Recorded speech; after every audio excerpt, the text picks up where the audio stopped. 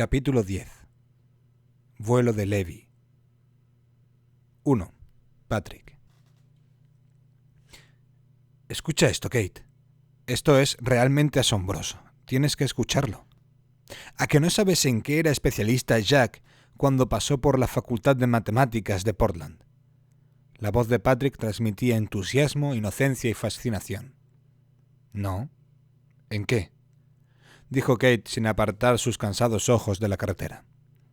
El camino hasta Amarillo se estaba haciendo largo, y ella llevaba demasiados días sin dormir, demasiada cafeína y demasiadas preguntas sin respuesta en la cabeza. Este es de uno de los dossiers que nos pasó McGregor, el catedrático de la Universidad de Portland, que supervisó el trabajo y la evolución de Jack durante el año que estuvo allí. Atenta, ¿eh? Define a Jack como un auténtico genio de las matemáticas. De eso no hay duda porque lo repite en varias ocasiones, pero sobre todo, según dice aquí claramente, su mayor virtud y especialidad eran los procesos estocásticos.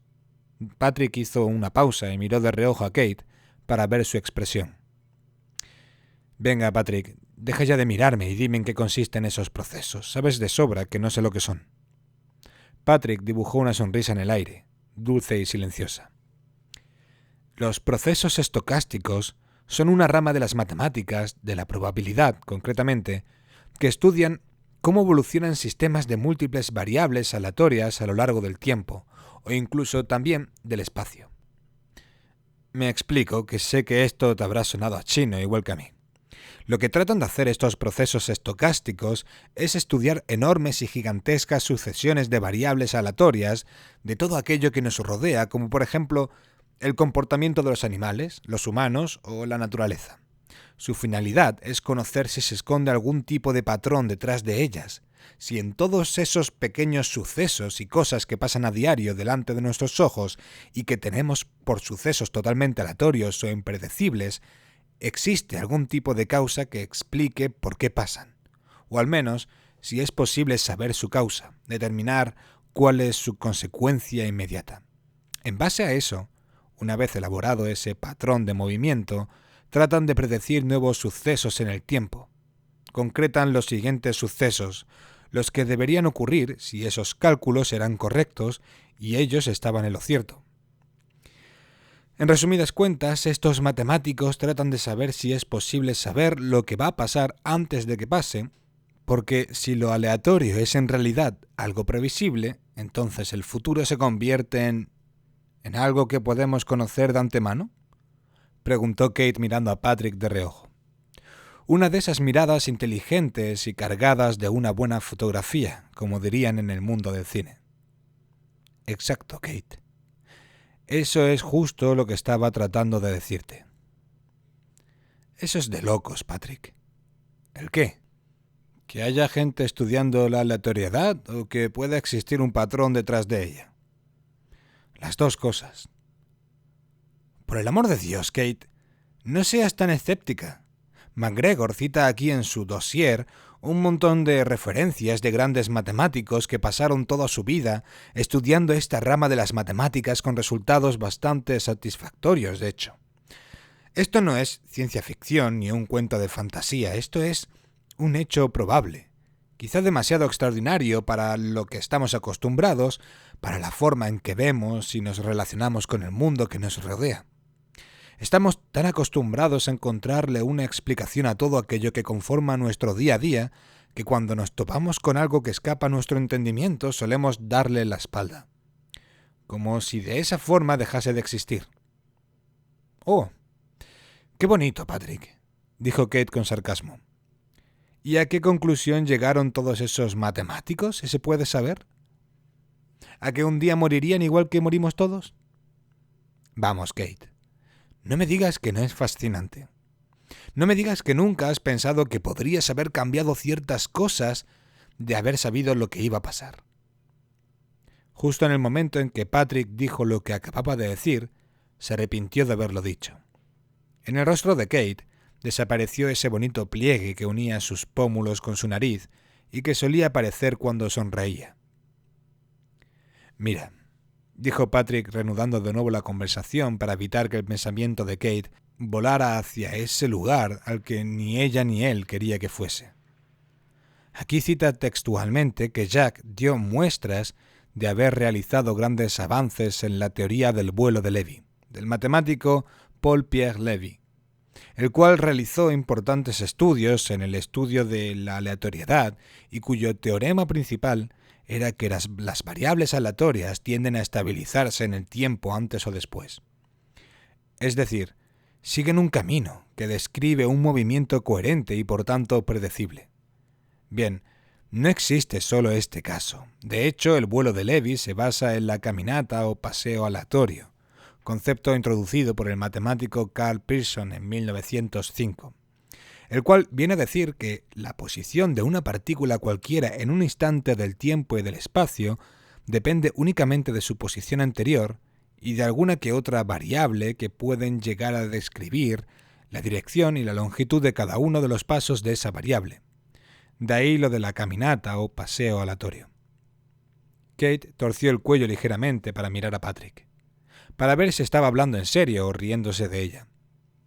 De alguna forma había conseguido devolverla de nuevo a ese instante, a esa conversación y a esa carretera hacia Amarillo, al aquí y ahora.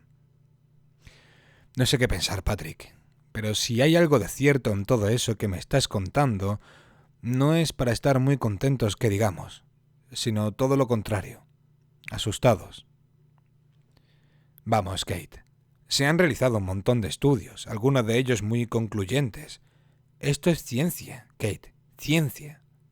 Se ha llegado a describir, con relativo acierto, la ruta que iba a seguir un animal para buscar su comida, cuánto iba a subir una determinada acción en un momento dado, cuánta gente iba a haber en una parada de autobús o esperando en la cola de un banco a una hora determinada.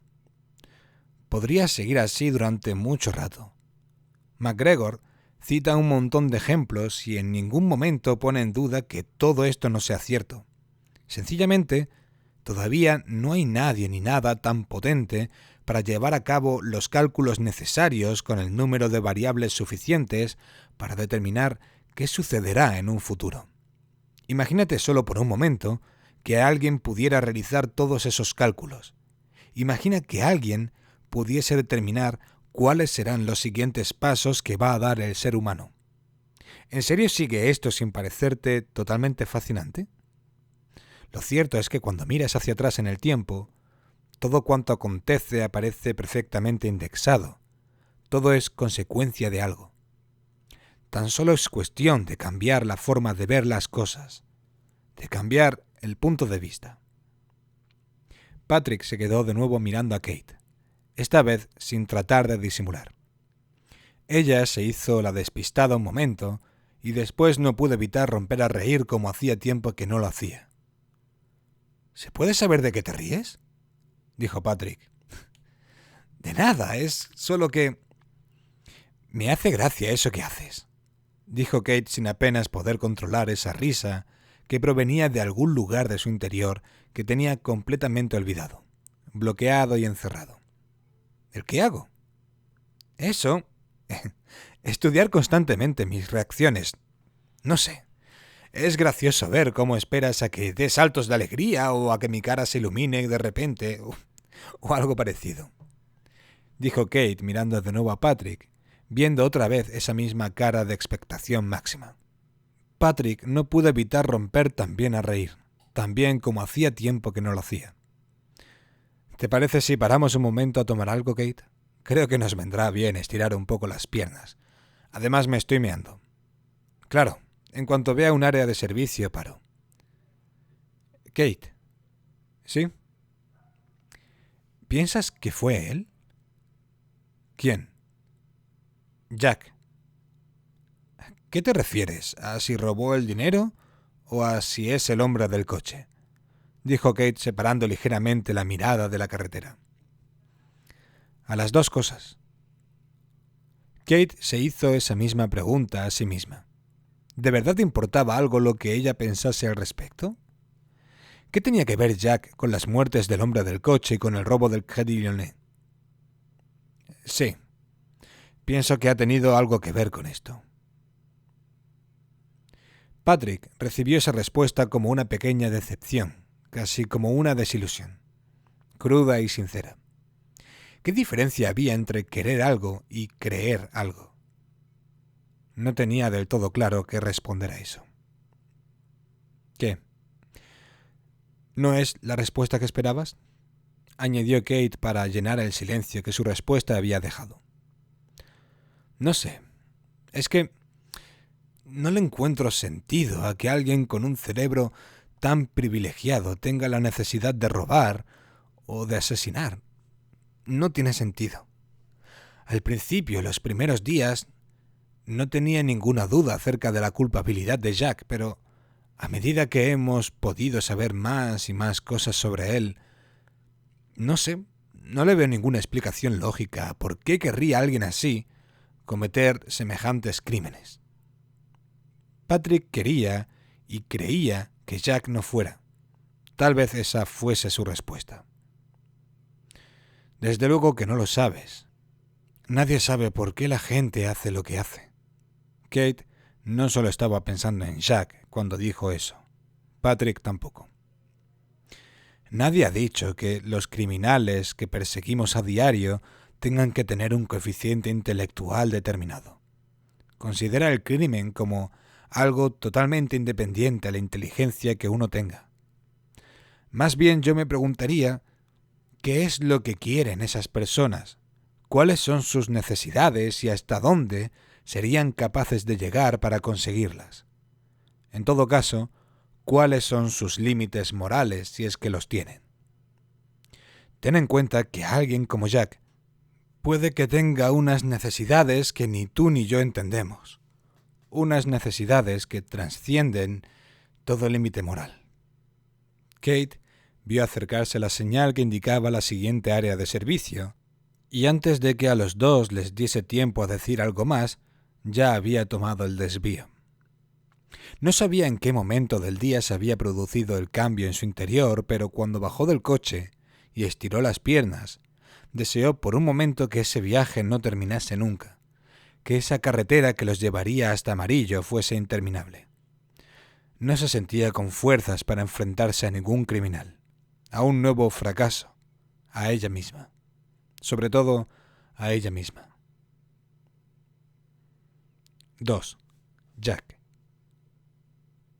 Cuando los dos árboles de levas empiezan a girar, las válvulas de admisión y escape hacen que cada pistón se mueva a una velocidad de 20 metros por segundo en el interior de los cilindros. La inyección directa acaba de soltar una cantidad de gasolina exacta. Apenas una gota de combustible hace falta. La mezcla está preparada. La temperatura asciende en el interior del motor hasta los 2600 grados y la presión llega a los 120 bares.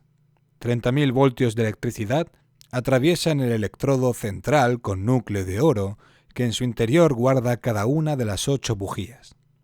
Recubiertas con cerámica enriquecida y óxido de aluminio, la chispa de encendido acaba de hacer que la mezcla explote. El S-90 vuela. Jack tiene su objetivo cerca. Muy cerca.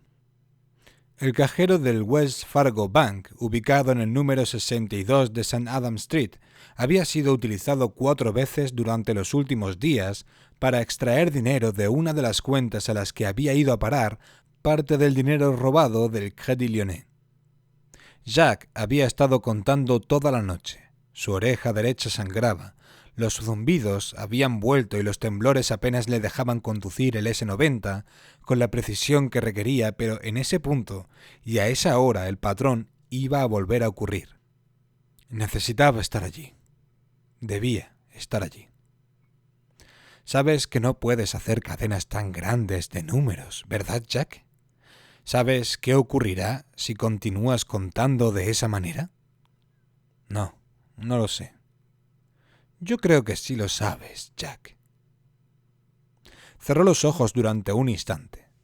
Parado a unos 30 metros del cajero de Wells Fargo Bank, sintió cómo todo daba vueltas a su alrededor y el suelo se desvanecía bajo sus pies. La presión en el interior de su cabeza cada vez más alta y molesta. Los zumbidos en sus oídos más intensos, más violentos. Déjalo, Jack. Tienes que dejar de contar ya. No puedo. ¿Por qué no? Está a punto de llegar. Ella. Ahora. Necesito verla. Hablar con ella. ¿Te has planteado que la necesidad y el deseo no siempre forman parte de lo mismo? No tengo tiempo de pensar en eso ahora. Todo se detuvo durante un instante. Allí estaba el patrón, de nuevo, pasando justo por ese lugar y en ese momento. Al principio le costó reconocerla. Se había tintado el pelo de rubio platino. También lucía un nuevo corte, ahora liso y con mucho brillo. El irregular flequillo que cruzaba su frente de lado a lado ahora lo llevaba hacia atrás. Un par de ganchos lo sujetaban y dejaban el bonito contorno de su frente a la vista de todos. Las cejas también las llevaba tintadas y dibujaban un bello contraste en su piel tostada. Toda ella tenía un aire exótico, mitad nórdico, mitad indio-americano. El color de su piel había perdido intensidad, como si se hubiese diluido el café con algo de leche. Tal vez a causa de no estar haciendo su maravilloso espectáculo en los semáforos, tal vez porque el clima en amarillo había sido un poco frío durante las últimas semanas. Tal vez fuese eso y no que Mia anduviera todo el día encerrada. Mia. La chica del semáforo. Por fin de nuevo la tenía a su alcance. Pensó en qué le diría cuando se decidiese a acercarse a ella. Es posible que se sorprendiera. También podría ser que saliese corriendo, o tal vez que le dijese algo así como: «Corre, Jack, me tienen vigilada los mismos que me obligaron a drogarte en mitad de la noche y a robar todo ese dinero en tu nombre. Corre, antes de que el destino nos alcance». Tal vez el destino ya nos ha alcanzado, Mia. Tan solo es cuestión de que esta vez yo pueda llegar antes que él. Los pensamientos de Jack se detuvieron en seco cuando vio que ella se ponía de nuevo en movimiento. Mia se guardó el manojo de billetes que sacó del cajero en una pequeña bandolera y enfiló St. Adam Street, dando un paseo con las manos en los bolsillos de la fina rebeca que llevaba. Su paso era lento, casi desinteresado, como si no quisiese llegar a ninguna parte, o no tuviese ninguna prisa por llegar al lugar al que se dirigiese. Jack encendió el S90 y trató de ser cauteloso, mantener una distancia segura sin perder a Mia de vista. La había encontrado y no quería volver a perderla, pero tampoco quería asustarla. Quería asegurarse de que era el momento correcto, encontrar esa fracción de tiempo exacta. La chica del semáforo torció por la 9ª Avenida y bordeó Elwood Park, con el mismo paso apagado. Con los dedos rozaba el verde enrejado de la cara oeste del Parque de los Confederados, como conocían al Elwood Park en amarillo. Se detuvo junto a un semáforo y alzó la vista hacia uno y a otro lado. Parecía estar respirando recuerdos del pasado, conectando con otra realidad, con otra vida. Reanudó la marcha y giró a la derecha en Jackson Street. Las 4 ruedas del S90 giraban despacio, sin apenas hacer ruido. Caucho 100% natural vulcanizado con azufre y óxido de zinc para aportar la máxima resistencia frente a la abrasión y frente a la rotura. Enriquecidas por silicio y silano. La banda de rodadura está al límite de lo permitido. El agarre al asfalto es inmejorable. El motor de 8 cilindros tan solo era un murmullo tan ligero como el sonido que emitía el suave viento. Mia se detuvo de nuevo en el número 37 de Jackson Street. En esa calle no había nada aparte de un incesante tráfico de personas. Un ir y venir de pick-ups cargadas de sacos de abono y comida para el ganado y también un asombroso y elevado número de gente que se desplazaba en motocicletas viejas y en mal estado. Tubos de escape perforados, culatas sueltas y mal ajustadas, filtros totalmente obstruidos que provocaban una mezcla en el obturador ineficiente y un descenso brusco general en la potencia del motor. Tal vez fuese esa una de las causas de ese lento y cansino tráfico. A Jack le pareció que Mia levantaba la vista y buscaba a alguien a ambos lados de la calle. Fue un gesto disimulado, preciso y calculado. Se puso de nuevo en marcha y torció en Van Buren Street. Pasó por delante de la iglesia bautista y se detuvo de nuevo frente a sus puertas. Jack tuvo que permanecer a una distancia mayor, casi a unos 100 metros. Aún así corría riesgo de que Mia lo viese si le daba por girarse. En esa zona del centro amarillo no había apenas nadie. Continuó su paso por Tyler Street y se detuvo frente a un Buick Verano negro con relativo poco tiempo, carrocería brillante y neumáticos nuevos. A Jack se le dibujó una pequeña sonrisa cuando recordó los enormes fallos que encontró en el último de los motores de la casa de coches afincada en Detroit. Fallos de precisión y de eficiencia en el par motor, desproporcionada velocidad angular del eje de transmisión, caja de cambios mal regulada, ruinoso desgaste a 3 años vista. ¿Vas a estar así toda la tarde, Jack? ¿Siguiendo a Mia hasta la eternidad? No. O sales ya, o te marchas a pensar en lo que pasó anoche, Jack. Lo que pasó anoche. Jack tiró 3 veces del cinturón de seguridad y después se lo quitó. Cerró los ojos y esperó a que los 4 tiempos del motor del S90 se encontraran en la fase de escape para girar la llave y desconectarlo. Contó hasta 3, al menos 7 veces, antes de abrir la puerta del Volvo y salir en dirección hacia la mujer que lo había robado todo. Pero justo cuando ya estaba abriendo la puerta, vio cómo Mia abría la puerta del Buick, arrancaba el motor y desaparecía de su vista a gran velocidad. ¿Qué demonios ha sido eso, Jack? ¿Ese coche es de Mia? Jack entró al S90. Llevó a cabo todas sus pautas con rapidez y arrancó antes de perder el rastro del Buick negro de Mia. Giró por la avenida 15 y luego en Harrison Street. No la tenía en su campo de visión, pero los casi 4 litros de cilindrada y 280 caballos del Buick Verano hacían un ruido tan característico que Jack podría escucharlo a kilómetros de distancia, incluso con sus tapones de atenuación puestos. Mia iba cada vez más rápido y Jack tuvo que acelerar más la marcha para no perderla. Giró por Frontage Road, una de las vías de circulación más densas de amarillo. Los ruidos eran múltiples y Jack perdió el rastro del Buick Verano durante unos segundos. Metió tercera y subió hasta las 5.000 revoluciones. Las 32 válvulas se abrían y se cerraban con el hipnótico aleteo de una mariposa. Torció por Cannon Road. 4 carriles a cada lado. Alto exudado en la carretera hace que el exceso de asfalto suba hacia arriba. Los neumáticos del S90 se adhieren con fuerza y aún así corren el riesgo de derrapar. Jack pasó rozando a una furgoneta de Big Texan Stick y estuvo a punto de estrellarse contra un camión de Canadian Tire. El ruido perforaba sus oídos. Su oreja derecha sangraba. Los zumbidos habían vuelto. Tenía que salir de esa gran avenida como fuera o corría el riesgo de sufrir un colapso allí en medio. Por fin, no podía escuchar el motor del Buick, pero sí vio a lo lejos esa conducción forzada, rápida y acelerada. Peligrosa.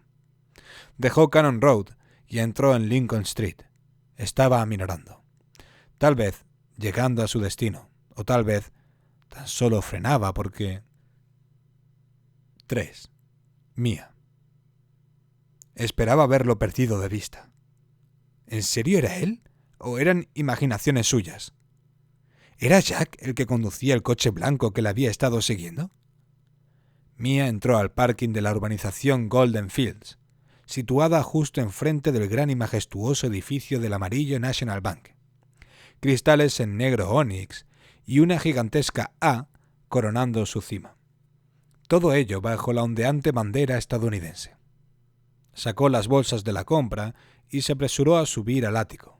Su respiración era jadeante y seca. «Kevin, ¿dónde te has metido?», dijo Mia nada más entrar en su impersonal vivienda de lujo. «Shh. Calla, Mia, por favor. Esto es muy importante. Calla un momento, por favor». Kevin estaba donde estaba siempre, sentado en su centro de operaciones con unos cascos puestos y sin perder detalle de lo que estaba ocurriendo en una de las pantallas de su equipo. Podía verse una imagen pixelada, muy pobre. En el centro de la misma, el primer plano de un hombre. «¿Qué ocurre?», preguntó Mia al límite de su paciencia. En breves instantes, Lauren Bell va a sorprender y descubrir que su marido, Richard Bell, se masturba con las fotos que Alice March le envía en bolas.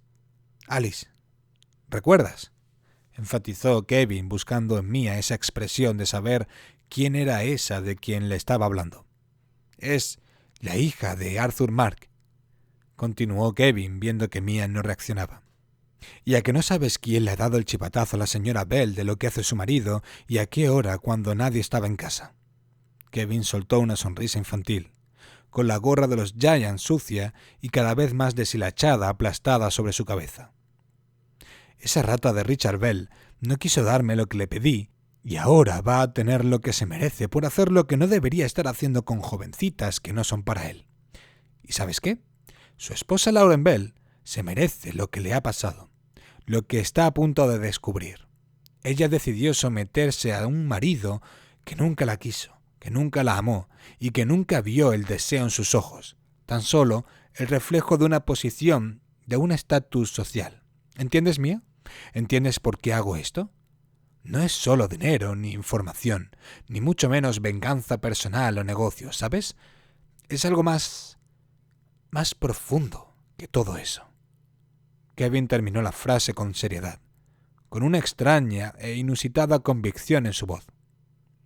«Estás enfermo, Kevin». Mia soltó un bufido, desesperado, lleno de fatiga y de profundo aburrimiento. Justo en ese momento, a Kevin se le dibujaba una sonrisa viendo a través de la webcam del portátil de Richard Bell cómo su mujer se llevaba una mano a la cabeza y otra a la boca cuando el propio Richard trataba de subirse a los pantalones y de cerrar la pantalla del portátil de un manotazo. A Mia se le fueron las ganas de decirle a Kevin que tal vez Jack podría haber dado con ellos. Toda la energía con la que subió a ese refugio, a esa vida y a ese hogar artificial que había ideado junto a Kevin, desapareció sin dejar rastro. Y por su cabeza cruzó una idea, tan clara como inesperada, casi reveladora. A lo mejor no es tan malo que Jack diese con ellos, que descubriese todo lo que había hecho, a él y al resto, y que fuese él quien le hiciese pagar por esa insoportable culpa que la corroía. Se metió en el baño y cerró la puerta por dentro. Se quitó la ropa, abrió el grifo de la bañera y apenas tuvo al fondo un par de dedos de agua, se acurrucó en una esquina y rompió a llorar en silencio.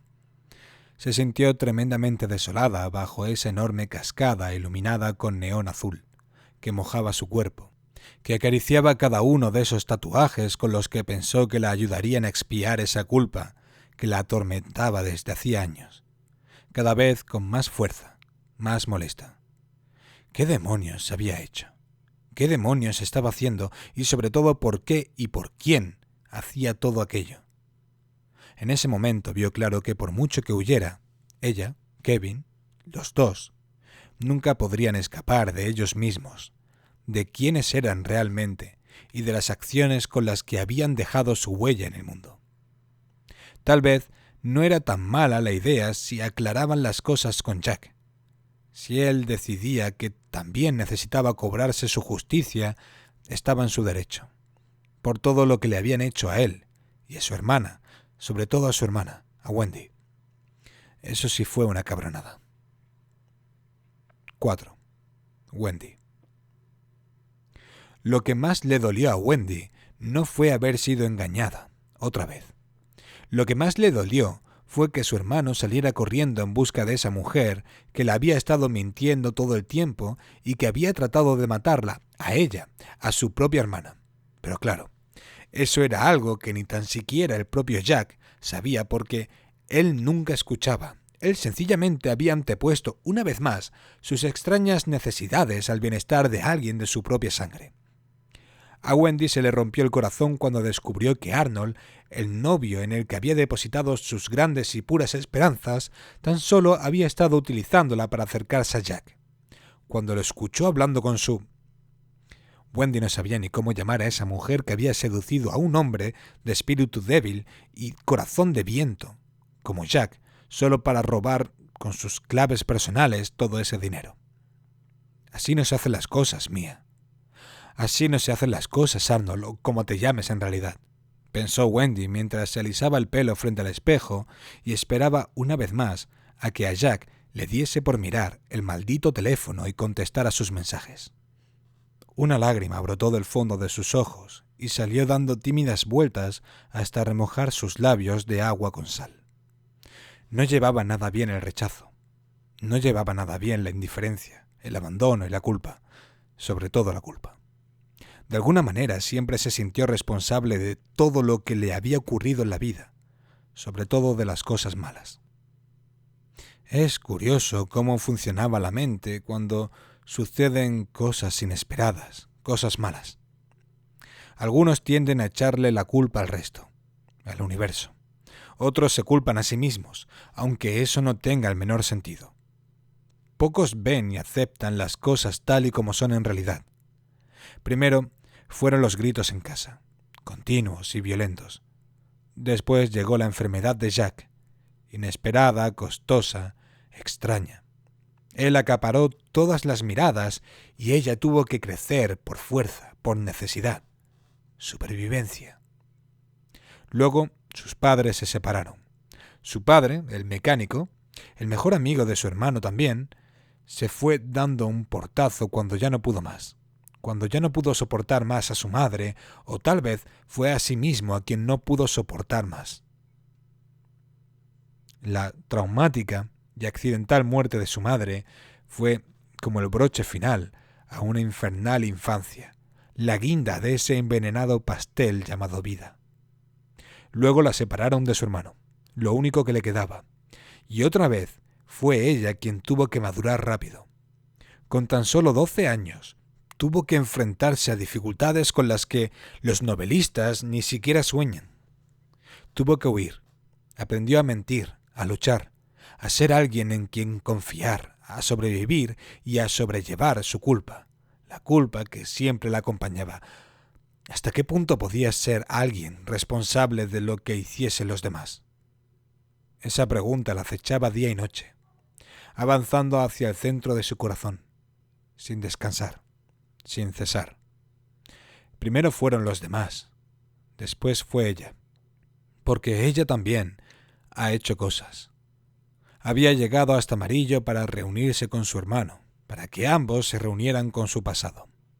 La crueldad, la violencia, los abusos, el engaño e incluso esa insidiosa culpa no eran nada comparado con la soledad que sentía. Eso era lo que realmente convertía muchos de sus días en auténticas pesadillas. Sentía que su vida había llegado a uno de esos tramos en los que es tan fina la línea que bajo tus pies te sujeta, que cualquier movimiento en falso hará que todo acabe, que el más grande de los vacíos te abrace. Había llegado el momento de ajustar cuentas con el pasado, de pagar de una vez por todas su culpa. En Amarillo se resolvería todo, todo.